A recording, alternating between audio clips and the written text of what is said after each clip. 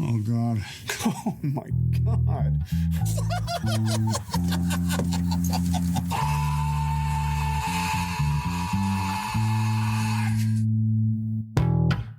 Speaking of decisions I will come to regret, welcome back to Cage Match, a roundabout way of meeting Nicolas Cage. That's how you do a segue. It's just the intro. Just the intro, bud. By season 2, I think you'll get segues. I'll finally understand what a segue is. We can use all that sweet Patreon money to hire someone to write segues. Just a ghostwriter for segues. Just out of any kind of situation you might imagine. It's like we're talking about like roasting chestnuts with like behind your balls though. And that's how we get into like Ghost Rider somehow. Exactly. Like, I want the montage of like the training montage of Sean learning how to segue though. Like just the different situations and him fucking up and figuring it out. Yeah, so like you're the best. Writing a segue though, because I would pay a lot of money to see Sean write a segue. Cage Match, a roundabout way of meeting Nicolas Cage, where we take 64 of Nicolas Cage's best movies and we'll figure out what the best is eventually. Maybe. We'll see. Cageist? Bestest. You can totally take a look at the bracket on our website, though. Cagematch.fun. Yes. We are your hosts. Boom, that's a fucking plug. Nice. We're for the thing they're listening to. Yeah. We're your hosts, Sean. Oh, and I'm Nick. And I am producer Peter. And this week we have a special guest, my favorite person and sometimes arch nemesis, Meredith/Mare. I'm Sean's ex-spouse. And we still like each other enough to talk. It's true. And be on my podcast, apparently. To be fair, I did kind of strong arm my way onto this podcast because as soon as you were like, me and Peter and Nick are doing this podcast about Nick Cage movies, I literally was like, as soon as you do The Rock, I have to be on it because it's a perfect film and I love it very much and it's very special to me. And if you don't let me on your podcast, I do know where you live. You actually don't now, though. Bitch, I have access to your Amazon account. I know exactly where the fuck you live. Oh, damn, that's true. All right. How do you think I got your address to send you divorce papers? Oh, now I'm sad. All right. Actually, that brings it back around, and I'm feeling a lot better about this now. Are you feeling good about this? Okay, great. You can edit all of that out, by the way. Keep that in. This is going to be easier than me writing a suicide letter. That's fair. That's fair. Your suicide letter will actually just be directions for somebody to listen to this, so we get one more listen out of your death. It's gonna be a QR code, motherfucker. Oh yeah. You have to subscribe to the podcast to get the suicide note. That's good branding. Also, rate and review. Yeah, please. Yeah, it's important, So guys. Meredith is still the one person who's like given us a written review. Yeah, much appreciated. If anyone wants to write us another review. Except for that guy who said person. Sean makes Meg Ryan look like blonde Robert Downey Jr. That is also a review. I do count that as a review. Written. All right. It was a Reddit review, but it counts as 5 stars in my heart. Okay. This week we are discussing cinematic masterpiece The Rock and cinematic cinema Bangkok Dangerous. Cinematic malware. Yeah, okay. So when we did our episode 0, Sean sort of foisted Bangkok Dangerous on us. It's starring Nicolas Cage. And I am pretty furious at him. I'm so mad. Yeah. I was watching Bangkok Dangerous and I was just like, you fucker. You absolute fucker. I know this was Sean's pick. I know it was. Fuck him. What is wrong with you, Sean? What is wrong with you as a human being? I mean, you're the one who married me.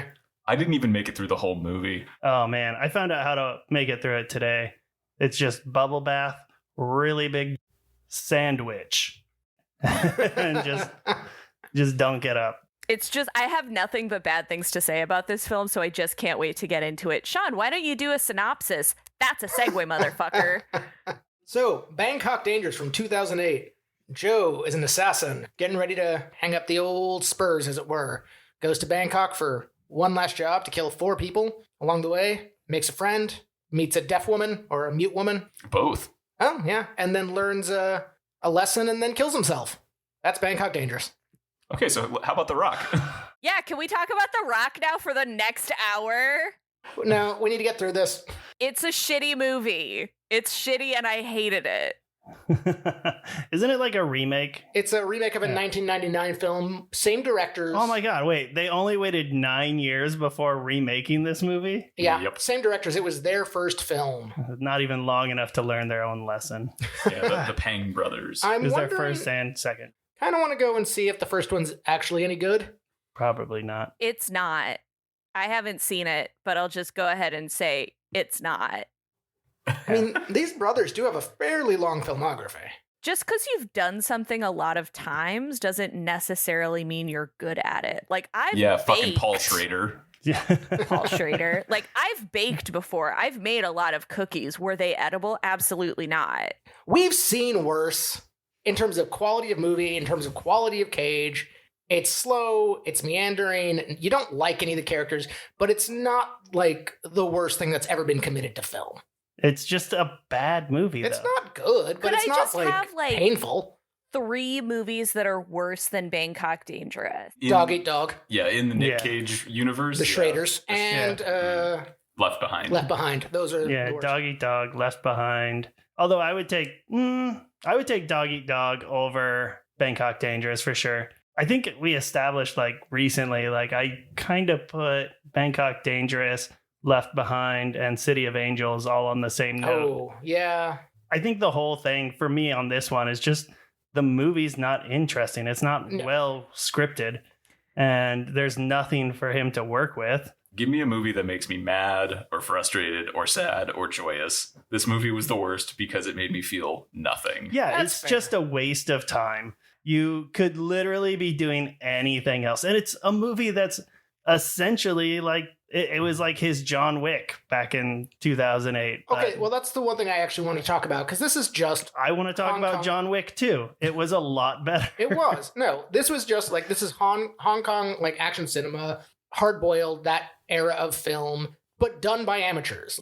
You know, This one just has the fortune of having Nicolas Cage. this one does have the best disarming sequences we've seen in a Nick Cage movie, though, where he actually takes off a dude's arm with a motorboat. Well, that in general is the only good scene. The And- slow speed chase. Yeah. Oh, every boat chase is a slow boat chase. I don't care like how fast the boats are actually going. There's no like exciting way to have boats just traveling on water unless you jump it off of something or boat through something. And we got both of those in Face Off.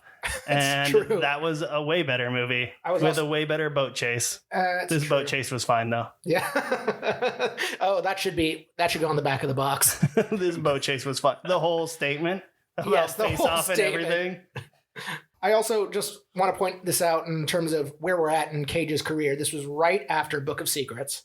So we're really getting to that era of he owes the government money. Mm-mm. That's what I thought the whole movie. I was like, Nick, my man, you are going through something. It is obviously financial. You clearly are in the middle of a breakdown just based on your hair. Oh, yeah, this is peak bird hair. The zero chemistry between him and the pharmacist lady Oh, Charlie Young. Yeah. was not as distracting as his own hair that was on his head. I got used to his hair, though. The thing that I hate the most about speaking of his relationship with the deaf mute pharmacist lady, the sign language they use for her is so juvenile. It's the best part when he's like doing the like finger thing, Oh, the rain, which is the not finger thing. sexual. You can see it. Again, this is a audio formatted podcast, Okay, people. for No, everybody. we're about to get into the dumbest hand motion portion of the podcast. Just describe all your hand motions, please. Okay, so I'm like pointing my fingers down and like wiggling them as I like move them down like from near my face to near my chest. Nicolas Cage's character is in this woman's mother's home. Who also seems to be her boss. I couldn't. Track all of I it. couldn't figure it out, but is like doing this weird finger waggle motion at each other, and it's like, oh, your name means rain, and it was just like, what the fuck is going on right now? You don't know her name. You've been on like 5 dates with this woman, and she's just sat silently smiling at you. Perfect for the patriarchy. Fuck all of you. I hated this movie.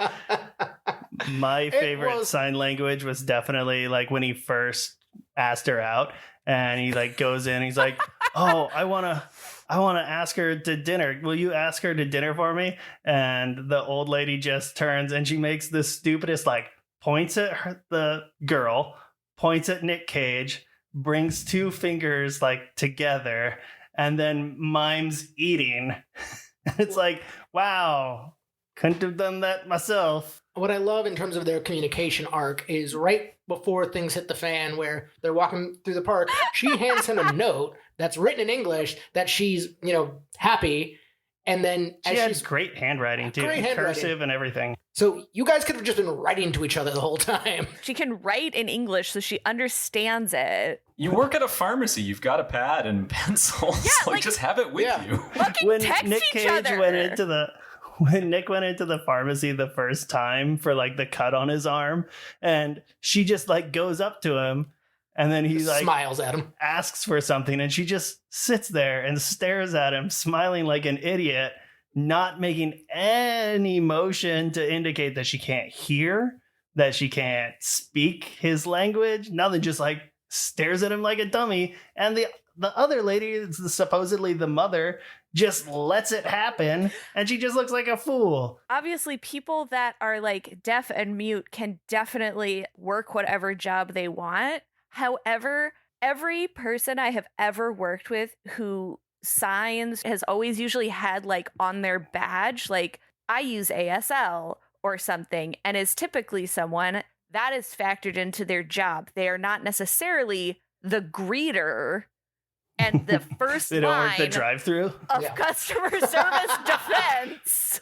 Like, yeah. What in the this is fuck? also Thailand, and this was like an open-air pharmacy where the lady out front seemed to be grinding up crabs at one point. She was like 100%. just boiling them.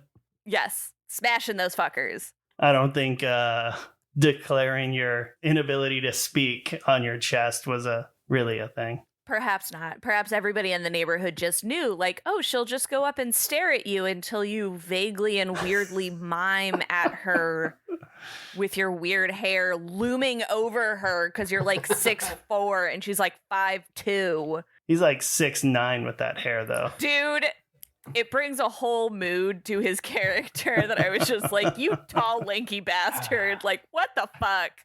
Also, just in all of the chase scenes when they're like looking for him and he's like, I'll put on a baseball hat. I'm like, you're a foot taller than everyone in your surroundings. Yeah. And white. And white. Also, not a great assassin because he never wears gloves. His fingerprints are on everything. Yeah, this movie was pointless. It had zero redemption of anything. But there was one line in it that I did like, which was basically anybody can kill a politician. And I was like, that is an inspirational quote, Nick Cage. Thank you. Also, his sidekick Kong was dumb as well. Everybody in this movie was dumb. So I kind of just jumped ahead to the end. Does it actually end with Kong just dancing in a field or something? Like what? Yeah, just standing on like by the bank. Cool. But right before that, like Nick Cage takes out the mob boss who hired him and then gets in the car with him and then blows both their brains out for reasons that are never explored. Yeah, he decided to have a very high-profile gunfight in the vicinity of a bunch of cops and then didn't realize how that was going to go. But there was that boat chase, and that was okay. We're hanging it all on the okay boat chase. Yeah, it was an okay boat chase. It was fine. And again, that great disarmament scene where he uses the motorboat to take off a guy's arm. That was the best part about it. You just like a pun. I do. Hence why we're doing this podcast. I'm assuming I know where this is going to go, but I have to ask, good cage, bad cage, good movie, bad movie? Yeah, this is bad on both sides. Bad cage, bad movie? Bad cage, bad movie! Bad cage, bad cage. I mean, your thumbs down was pretty emphatic, but no one can see it. Audio. No one can see it. Audio format. I was waiting for Sean to shut up so I could give my opinion. We've all been waiting for Sean to shut up. That's like half the podcast. That's true. Well, everybody waiting for me to talk. God, if we could only fast forward through this Sean stuff. I have the power to just entirely remove him. Yeah, wouldn't that be weird if it was just me and like I'm obviously having a conversation, but there's no Sean? This is like Garfield minus Garfield. This is that'd be so starting to good. become hurtful. And welcome back to Cage Match. I'm Nick with my producer Peter. Hello. That's it. This is all of us. It's the full roster. Why do I Oh, ask man. you guys to do things with me? You did this to you. I know. I don't know why. Let's just crank out like a quote real quick and get the hell off Oh, this I movie. don't even have a quote for this. Yeah, one. I know it's so not quotable. I'm just gonna pick one. So on IMDb, Joe narrating, "You stay invisible too long, the human race starts to look like another species. So you venture out, you observe, and then you return to your invisible world like a ghost." It's just bad. Yeah, I didn't have a quote for this one, but I will say on the hair topic, it reminded me of Tom Hiddleston as Loki. So then I went and I watched Loki instead, and that was a better choice. Oh, yeah. Better. Bum bum bum bum bum bum bum bum bum bum bum bum. Welcome to the Rock. All right, Meredith. This is your favorite movie. Go. Oh my god, this movie fucking rocks! Literally. It's a pun within a pun. That's it. That's all that needs to be said. It is peak Michael Bay. It is peak Nick Cage. It is peak stupid action movie. It is peak car chases in San Francisco that are absurd. It is just and that's like, I didn't even mention Sean Connery in those things, and he is also a delight. It's just the best. So, real quick, Nicolas Cage plays Stanley Goodspeed. Good name. Good, yeah. Sean Connery is John Patrick Mason, and Ed Harris plays General Francis X. Hummel. And then there's a bunch of other people too. And there's a lot of people in this. Yeah. Most of them good. Yeah. Oh yeah, it's got Dr. Cox. Yeah, John C. From McGinley's in Scrubs? it. This was just the best mid to late 90s action supporting character mashup of all of these guys that I feel like were in every single action movie from like 1995 to 2002 as sort of tertiary characters, and they're all fantastic. Meredith, when did you see this? Did you see it when you were, 12? This movie came You out... would have been 6 when you came. No, Oh, this came out. A perfect movie for a 6-year-old. So we had the VHS of it when I was 7, the year after it came out, and I watched this movie probably once a week for like 4 years. I love this movie from the ages of 7 to like 10 or 11. That is so much like my relationship with the movies Men in Tights and Stripes. But Stripes because there was a shower scene, and Men in Nice. Tights because it's hilarious. Yep. Confirmed. Men in Tights is I golden. wore those tapes out. I'm not even kidding you. I have a distinct memory of my parents having a dinner party when I was like 7 or 8 or something. And they were all like talking and laughing and whatever. And I was like, "Can I be excused?" And they were like, "Yes, get out of here, child. We're going to go continue drinking and talking. Be gone, young one." And I asked my brother, I was like, "Do you want to watch The Rock?" And he was like, "Hell yeah." And so we just sat in the living room and like watched the VHS of The Rock while our parents were like having a lovely dinner party. And I was just like, this is so cool. Meredith, this is, again, your favorite film, and you're our guest, so why don't you Yeah, break this- expand break this- on It Rocks. break this film down for us? Okay. Ed Harris is mad about war stuff with Marines because they're forgotten by the government. Ba-na-na-na-na. What's the only way that he can solve this problem? By stealing weapons, chemical weapons from some kind of facility. I think a chemical weapons facility. Probably This a tracks. chemical. If I had to guess, Nick, I would say it's a chemical weapons facility, but I'm not sure. But let's go We're with not scientists. let's But go Nick with Cage is. that. So then Ed Harris and all of his crazy ass mercenary terrorists take over Alcatraz Island with a bunch of tourists on it in a bid to get the government to pay money to the Marines that were forgotten on like a secret mission. It doesn't make like a ton of sense that this would be like the best way to make this happen. But Ed Harris is very convincing, and he has a bunch of dudes that he's convinced to do it. And then what? It's Washington, D.C. Nick Cage is in a chemical lab there's this VX gas. Blah, blah, blah, blah, it's crazy. He has to go to San Francisco because there's these chemical weapons. Oh my God. But then they're like, it's Alcatraz. We can't get into Alcatraz. There's no way. No one's ever gotten out. And then one guy's gotten out, but he's blacklisted. Blah. He doesn't exist. Who is it? It's fucking Sean Connery with long hair, and he's amazing. And then Nick Cage and Sean Connery and a bunch of Marines who all die infiltrate Alcatraz. They get like what is the thing I'm doing right now with my hands? Shot. They get shot. Also, Michael Biehn played the lead SEAL. Basically, the rest of the movie is Nick Cage and Sean Connery interacting, being the best, and then they like save the day and whatever. That might be our best synopsis. You guys make notes. That was really fucking good. Thank you. You know, everyone at this table knows I don't learn. I was playing Minesweeper. Did you win? No, that's why my computer made noises. Somehow, I'd never seen this film. What? Until now? What? Yes. As an adult? Yeah. No, And you were married to Meredith? There are reasons. How? Well, Wait, Sean, we never shut watched up. this together. You never shared this this thing with me. You're getting second divorced. This is grounds. I must have assumed that you'd already seen it because, again, it's a perfect film. Mostly, I think I've tried to watch it, and the first 10 minutes, I always bounced off of just the Michael Bay slow strokes of the military-industrial complex.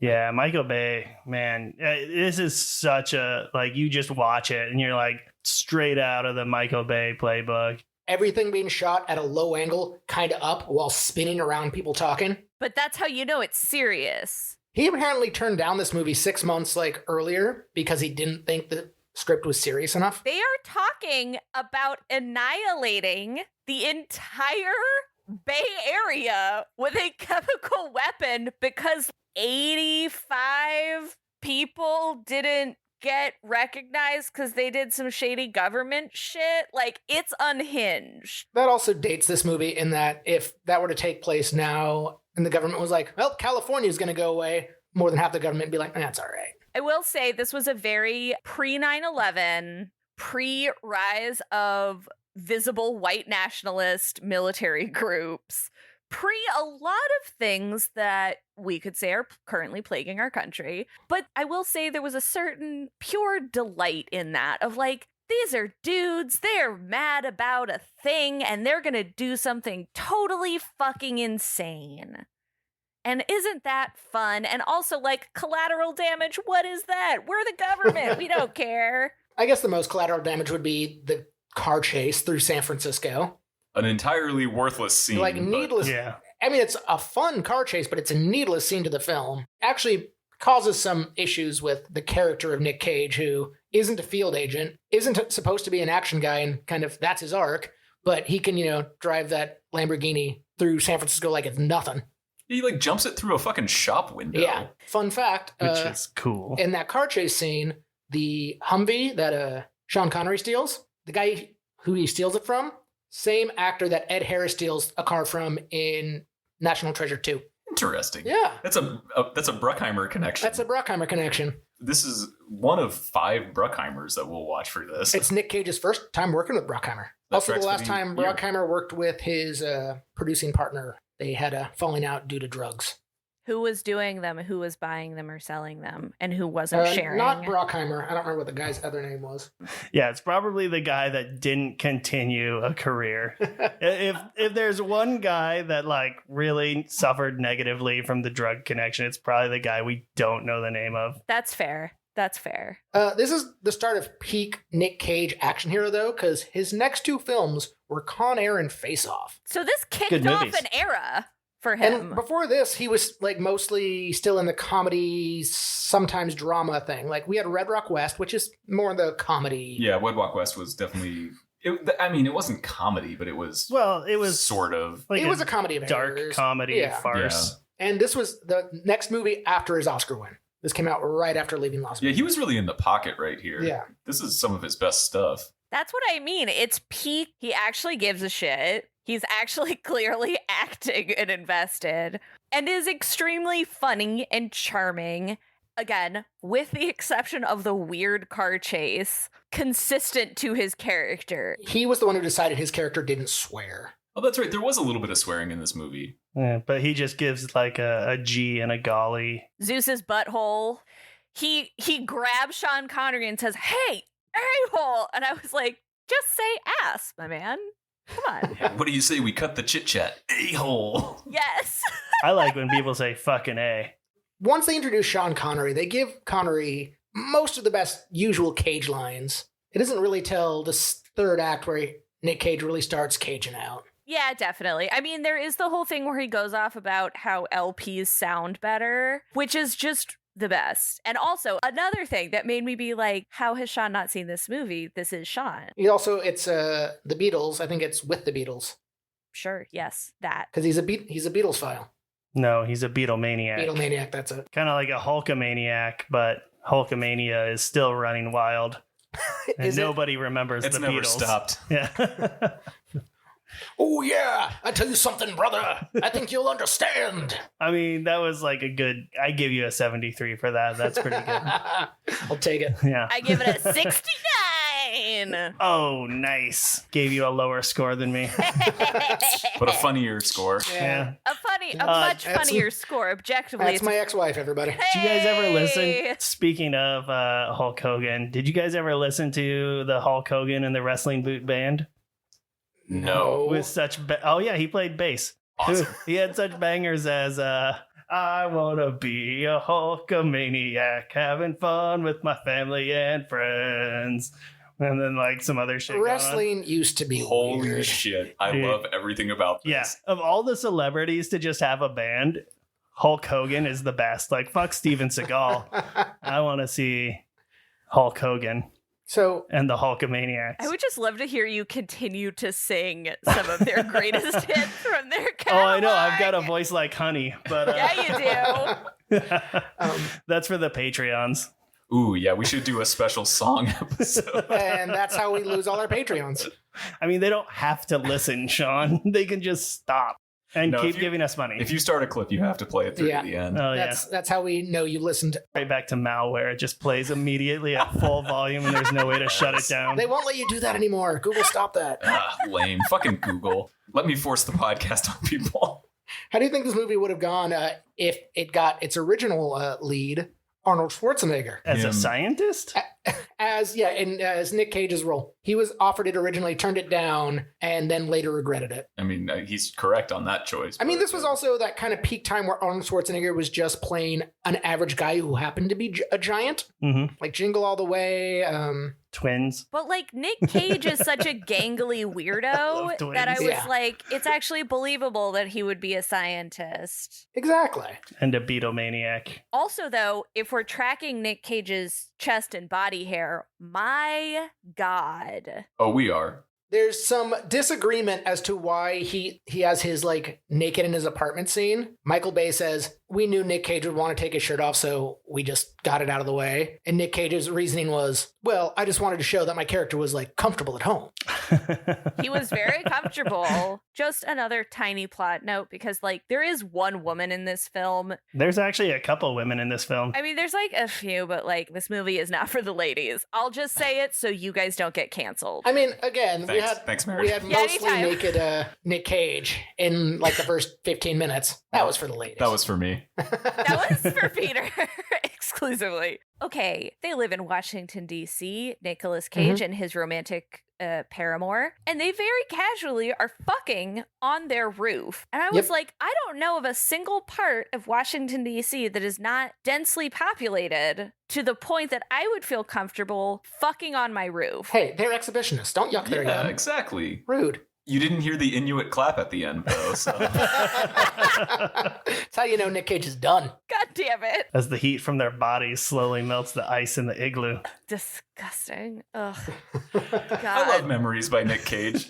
Yeah. That's a callback to last episode. Go listen to that one if you wanted to get the reference. I do want to talk about a few behind the scenes things for The Rock, though, because there's a lot of there's more shit wacky to stuff. talk about. Wait, before we Sean- even talk about the behind the scenes stuff, let's talk about the in the scenes Oh. stuff. Yeah, we really haven't talked We haven't about talked this about the movie at all. Like, Hey, I want to talk about the fucking weapon, Hold on. the green orbs. Dude, the green Yeah, the orbs anal are beads? so cool. They're so cool. I wanted those things so bad. And there was a store in Kansas City when I was growing up that was for like rich old white people.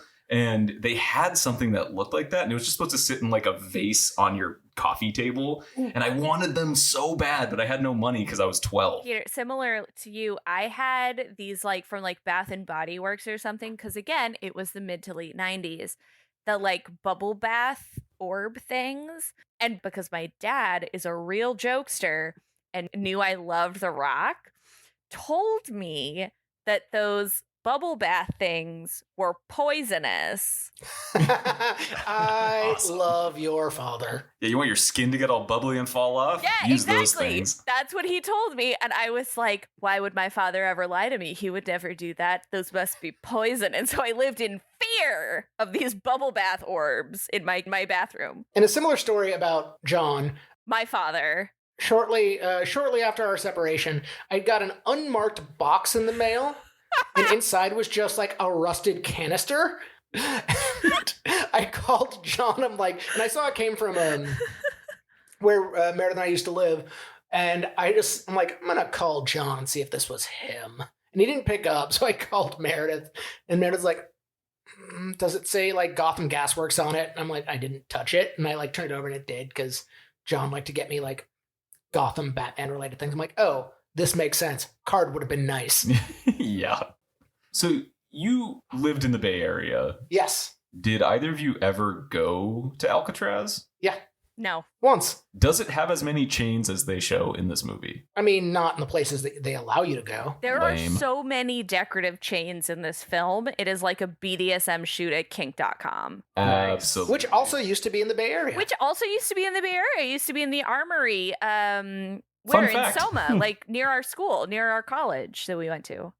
No, just going back to Alcatraz real quick. The powers that be, the producers wanted this film to be done on a soundstage in LA with just a few shots of Alcatraz to kind of sell it as San Francisco. Michael Bay was quoted as saying, I gotta shoot on the island because this island is so fucking bitchin'. That's a very Michael Bay thing to have said, yes. Sean Connery lived on the island for the shoot. What? Sean Connery had them build a cabin on the island for him to live on because he didn't want to commute to and from the city every day. I just imagine him like bathing in that gross ass cistern. I just imagine him in Zardoz, and that's the only thing I ever picture him in. That movie's gold. There was one day, I think it was when Sean and I were in college, and we were talking about Sean Connery, and we were on the like bus to go to school. And I said something about Zardoz. I was like, oh yeah, Connery and Zardoz, the man of my dreams. And Sean was like, what are you talking about? And I was like, everybody on this whole bus, shut up. We're about to talk about Zardoz. And I pulled up the photo of like Sean Connery in his like sexy ass bikini with his like bulge and the braid and the whole thing. Yeah, And ponytail. the whole thing. And Sean was just like, what? And like it broke your brain. Like I could see it happening, and I was so proud. Yeah, that's the man that my parents decided to name me after. Yes, it is. Oh, Yeah, and what a man. good choice. Good choice. Yeah.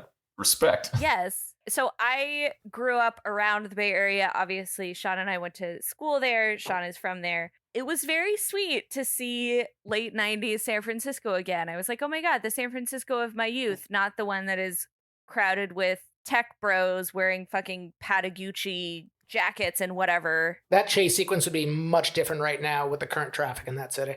So the chemistry of Sean Connery and Nicolas Cage cannot be denied. It's perfect. They make this movie. It's amazing. It's Absolutely. perfect. It's good. What did you guys think of the old Hans Zimmer score? I don't remember it. Yeah, none of it actually strikes me as memorable. The only moment that is vaguely memorable score-wise is when Nick Cage like has jabbed himself in the heart with atropine at the very end of the film and is like, You mean when he jabs himself in the stomach with it? I mean, Right, yeah, yeah, right, it was exactly. like it was like in his diaphragm. I was like, bro, do you know where your heart is? You're a scientist. And he like goes out with the two flares and it's like ga-da-da-da, and it's amazing. And there's like Blue Angels are coming in and it's like, oh God, and the music swells and it's just like peak testosterone and it's really great. This was the era of Final Fantasy VIII was coming out. There was a demo disc that got bundled with a game called Brave Fencer Musashi. I don't know if any of you guys played that one. I remember this game and I remember this disc. Yeah, and the demo has the beginning of Final Fantasy VIII is like a landing scene where you're landing on an island and it's a big military move. Yeah. And the music on that demo disc ripped this score off so fucking bad that they had to change it for the actual release of the game. That's awesome. I love it. That's my fun fact.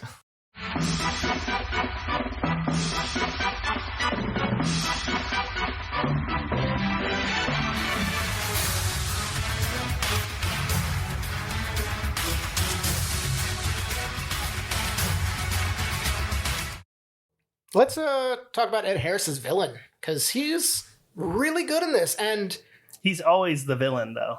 Oh, what about Apollo 13? I think that's good, Ed Harris. He's just such a good villain, though. He has intense face. You know how some people have resting bitch face? He just has like resting intense face. He's like the dad you don't respect. My problem is I always envision him wearing a Kangol hat. I'm just thinking about Kankles and now I'm thinking about Kegels. No, not Kankles and Kegels. Kangol. Like a Kegel hat. Like Sam Why do you Jackson put a hat would wear. on it? You know a Do the Kegel? Kegels hold the hat in place? Yeah, You you know gotta a hold the hat in Kegel place, man. hat where you do Kegels but with your head? Yeah, just... No, you can actually just suck a hat off of someone's head. Yeah, with the power of your Kegels. Use your Can you pelvic imagine floor, somebody? Nick.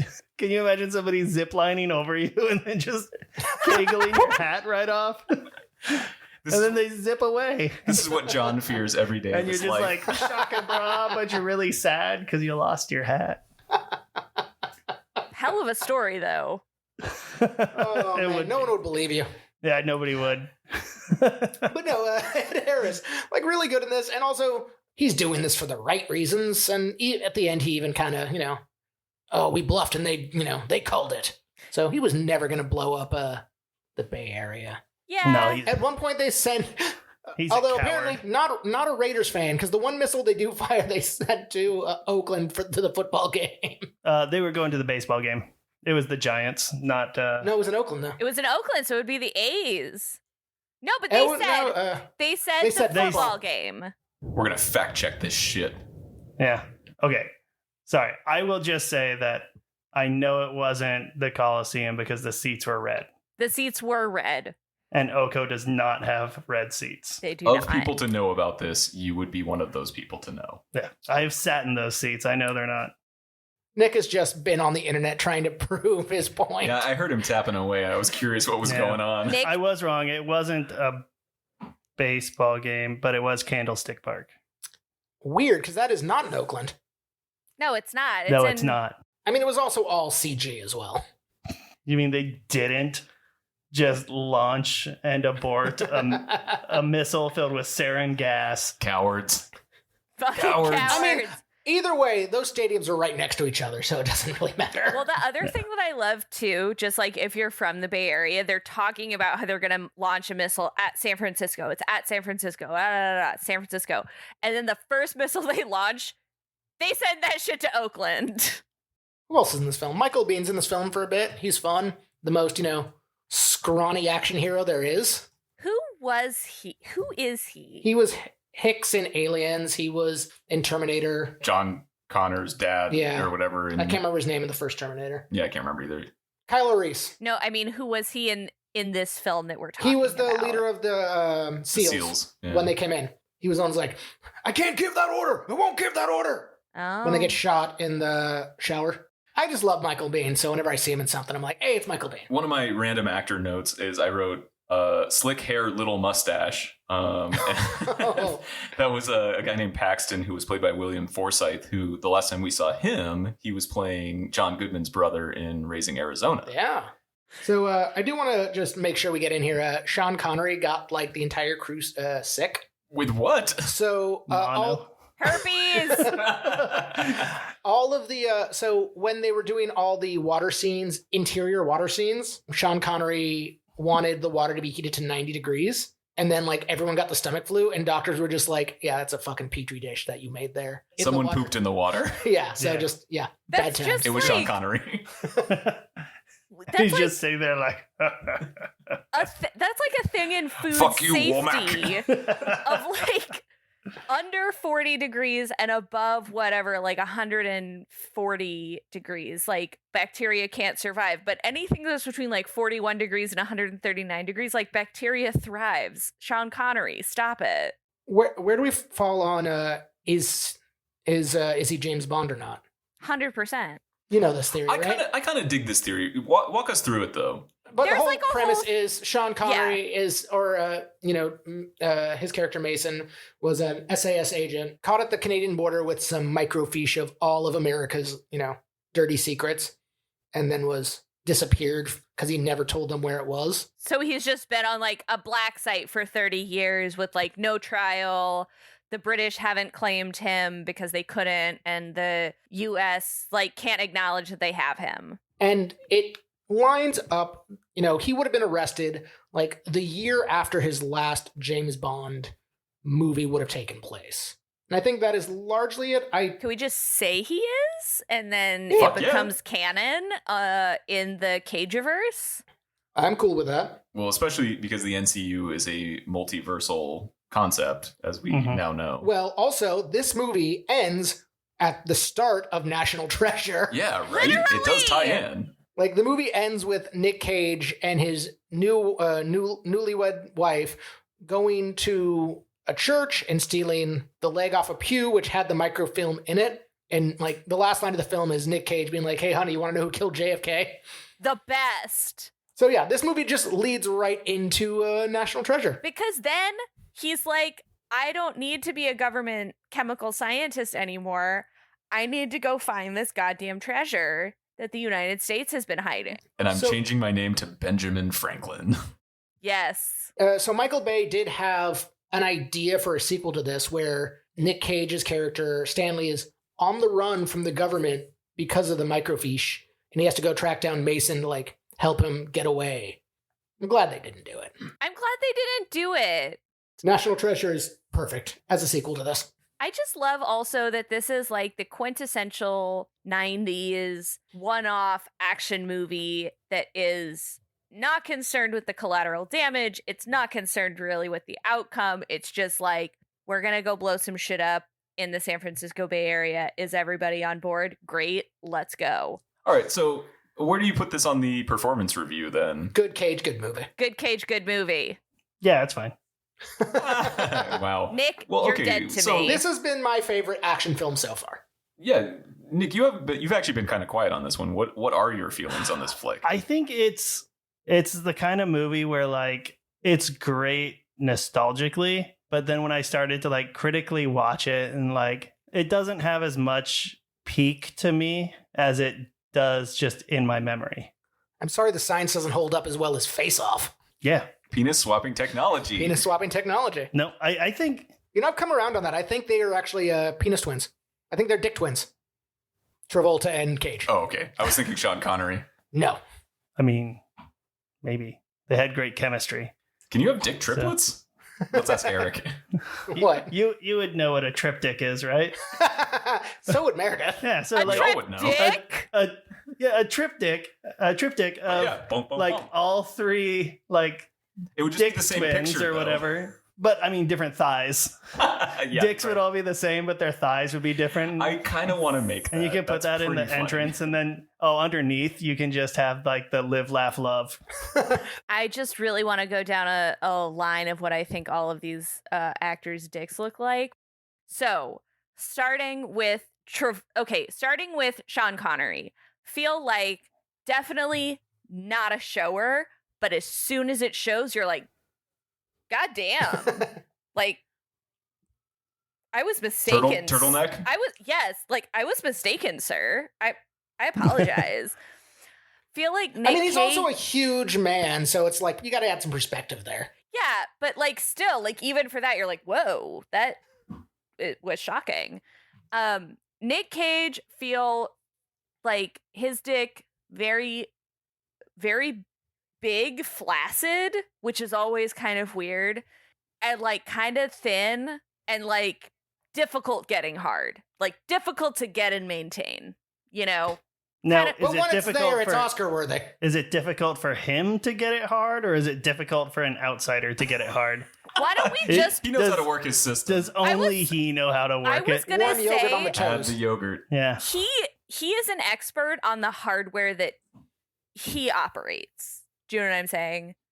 Everybody Well, I'm sure else, he's clapped enough cheeks at this point too. Like, you got to bring your A game if you're Yeah, gonna. like you gotta know. And he's like, I could have this done in 10 seconds, and like this is gonna be a whole ordeal if someone else is interacting with it. But like on the surface, though, incredibly impressive. But then you're like ultimately disappointed. I need you to hit John Travolta last, but I also think that we are going to have our second podcast be Meredith Describes Celebrity Genitals, and it'll just be you doing this for like 30 minutes an episode. I would super love that because I have a lot of opinions.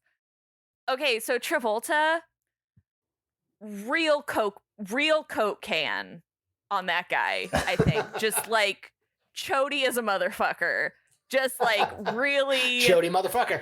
Yeah, like it's not long, but it's like girthy, you know what I mean? To the point that it's almost like the length wasn't going to be an issue, but like we need like a lot of lube in this situation because like this. I appreciate the penis evaluations. All right. Good, yeah, should Or we- no, predictions. that was, prognostications. Yeah, those are Prognostications? my completely factual, 100% accurate, well-researched opinions about Sean Connery, Nick Cage, and John Travolta's genitalia. Meaty dorks. Yeah.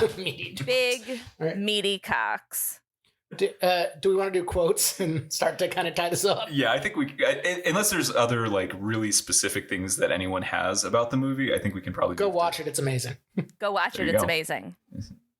There's no boat chase. There is no boat chase. Which is weird because it's about the water. I mean, it's like in the water. Well, it's about the rock. Well, Yeah. it's about the rock. It's not about the water. Hard it's to about the boat rock. on rocks.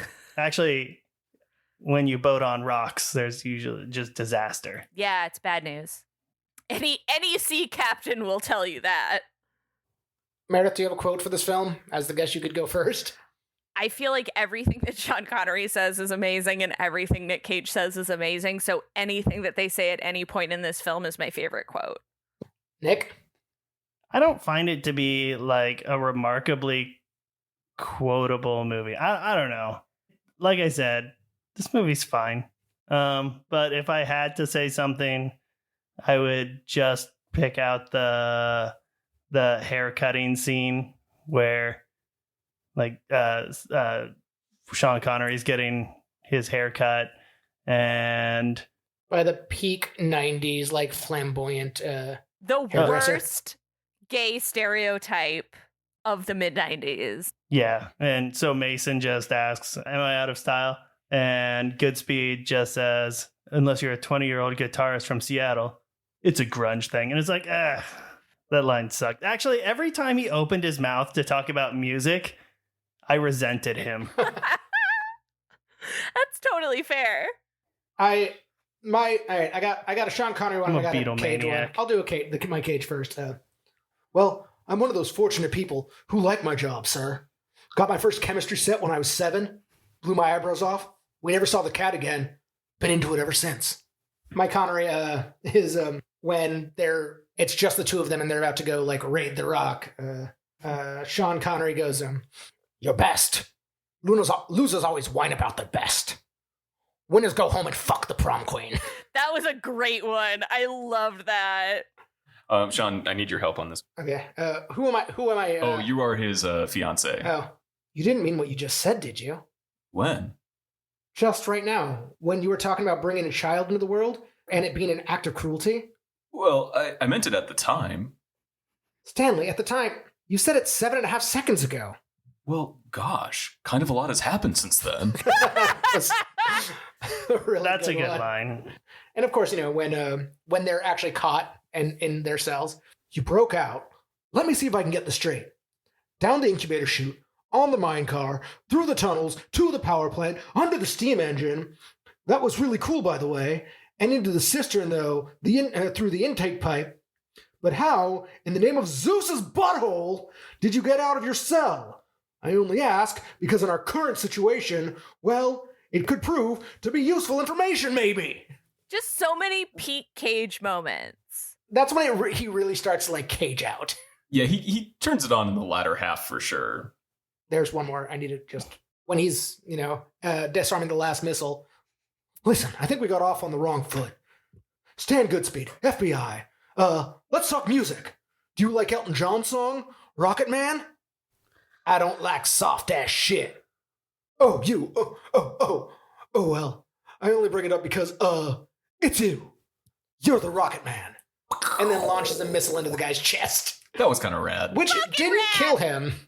Falling out of the building and then being impaled on a fence post kills him. Oh, yeah. I forgot that's how that guy ended. That's like the most gruesome death. The missile probably did the work, but then he still have to impale the fucker. I love that. The missile did the work. Speaking of people falling out of windows, yeah, Ed Harris was robbing the place, and like they were using non-lethal bean bags, and they beanbag a guy, but then he gets thrown out a window and like down at least one floor, and just like dies on the concrete. My note was good use of non-lethal weapons. Yeah, thanks, Michael Bay. Yeah.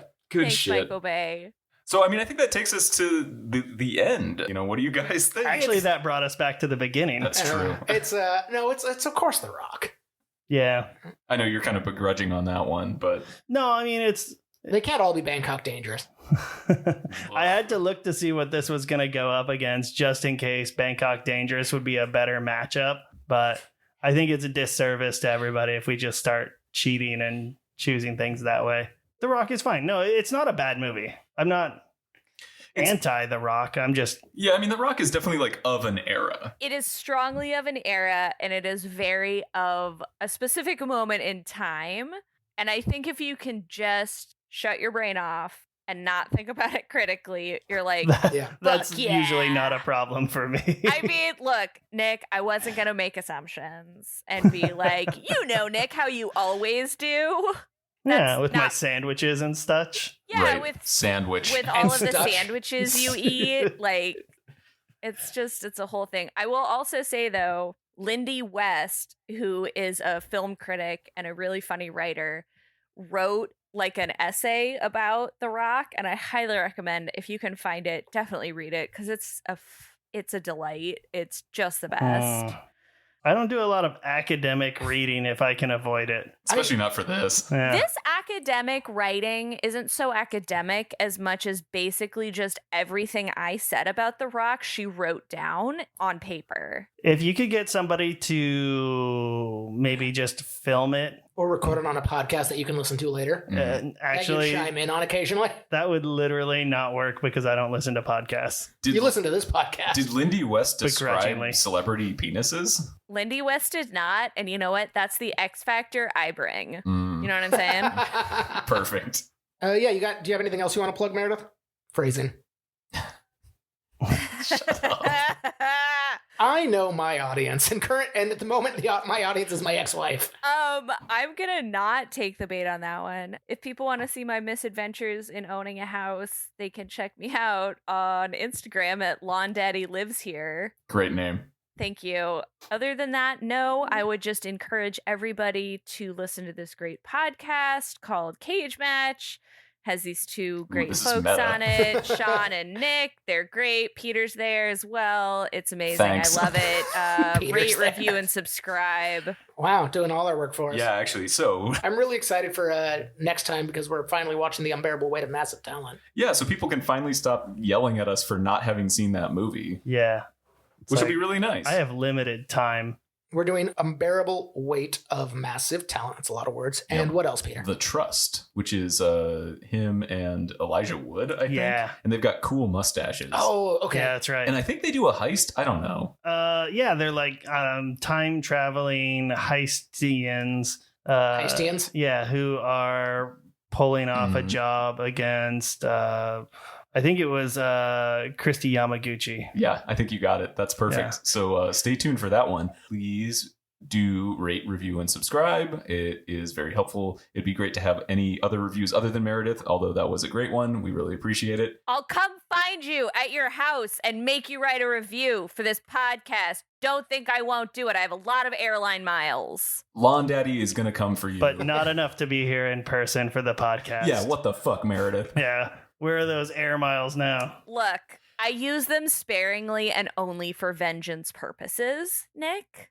This is for fun. If you Thank want you for to, being here, Meredith. If you want to interact with us at all, you can find us on Reddit or Twitter or Instagram. But Reddit is probably the best one. That's at Cage Match Pod. If you Nick's on are interested- OnlyFans.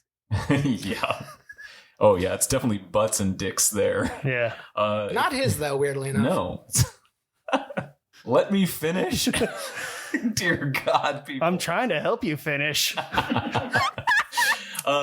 trying to help a lot of people finish, Nick. That's your whole OnlyFans thing. That's the whole point, right? If you are interested in supporting us, we are on Patreon at patreon.com/cagematch. Special thanks to our Sparkle buddies, Josh, Sean, Josie, Rico, Matt, and Adam. And the special thanks to our cage dancers, a name we totally came up with ourselves, Ira and John. Meredith, thank you for being here. Thank you all for having me. I'm so sorry for everything I've done and said. That's not true. No, it's not. think I this have turned out zero great. regrets. I have zero regrets. Nick, sing us out. Bye. Bye.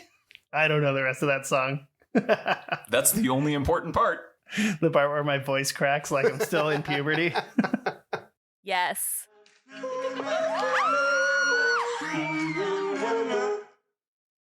Bye. Bye.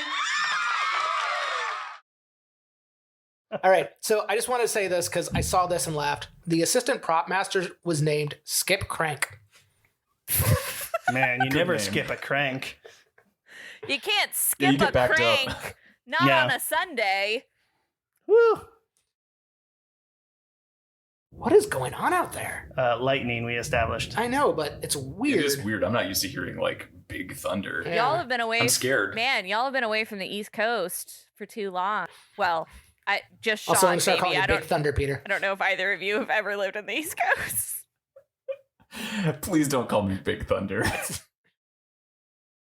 I just want the listeners at home to know Sean has a tattoo on the back Nick, of we his don't need to do neck this. that says Tethered Virtue. Peter. That's from a poem that he wrote When I was 17. when he was Hold on, 17. wait. I'm back in the conversation. Let's not. When he was It had 17. to do with an Inuit. And he has it tattooed on the back of his neck. It's beautiful. Like, it is a beautiful script tattoo. But when I first met Sean ages ago, I like asked him about it and he was like, I don't want to talk about it. And then like several years later, I got the full story and I was just like, this is the best thing ever. And I love it. Someday I'm going to get a tattoo of Guy Fieri on my butt cheek. And it's just going to be his face. And it's going to say, welcome to Flavortown around it. Perfect. Fuck yes. Hometown It's the boy. perfect tattoo.